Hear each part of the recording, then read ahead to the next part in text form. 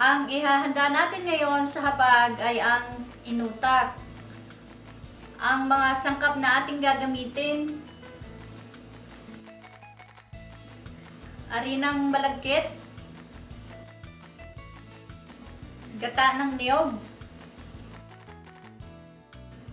asukal,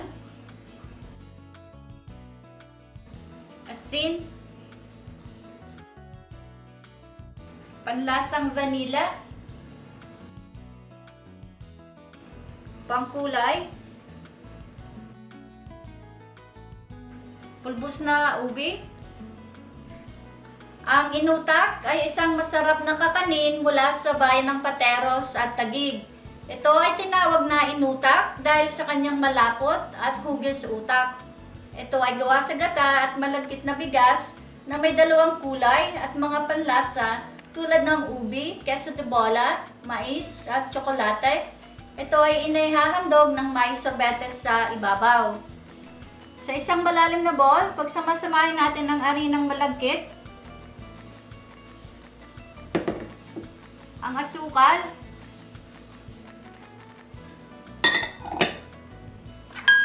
at haluin.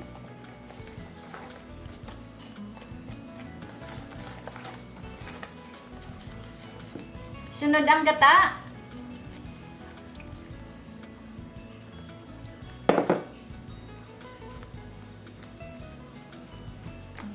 Haluin maigi para maalis ang pamumuo.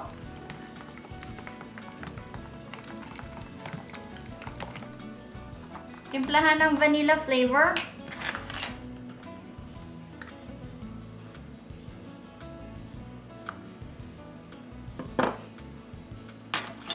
At asin. At haluin muli.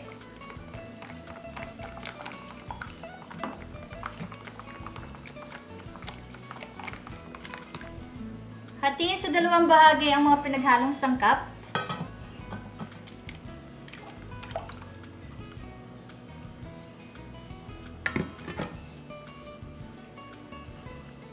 Ilagay ang pulbos na ubi sa isang bahagi.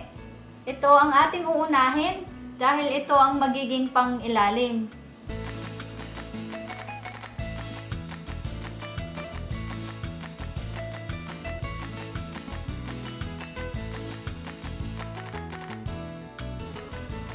Patakan ng pangkulay na pula.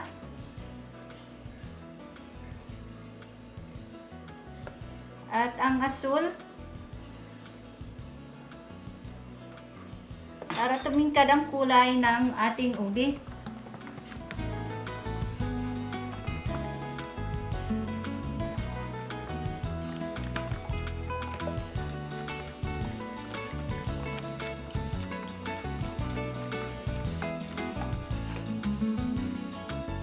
Lutuin sa katamtamang init ng apoy.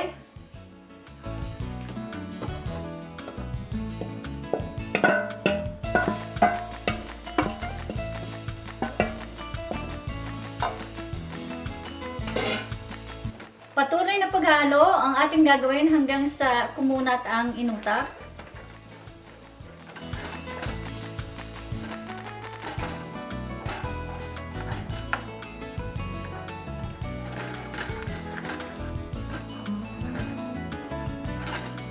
Ngayong makunat na, isalin sa lianera o hulmahan na nais na maaaring isalang sa pugon. Kinakailangan lang isa nito o pahiran ng mantikilya bago salinan ng nilutong sangkap.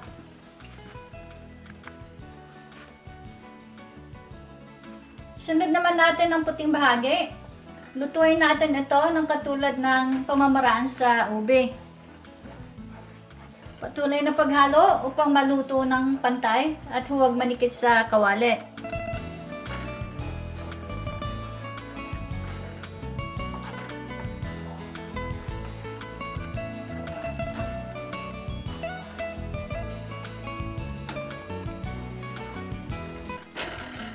Isalin sa ibabaw ng ubi flavor.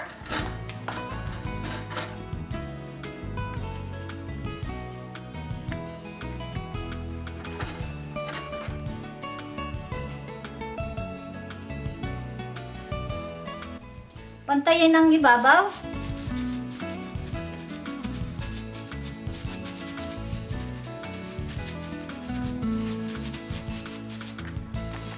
Lagyan ng kakanggata ang ibabaw bago isalang sa oven.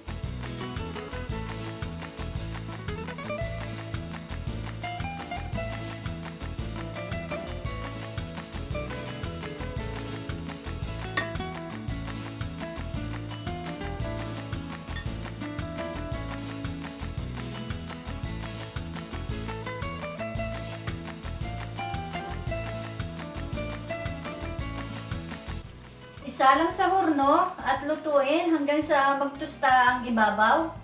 Maaari din lagyan ng ginadgad na keso bago ihorno.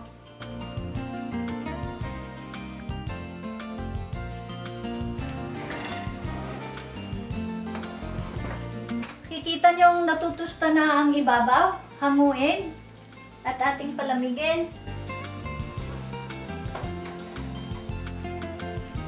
Ang recipe ay inyong makikita sa ibaba ng video.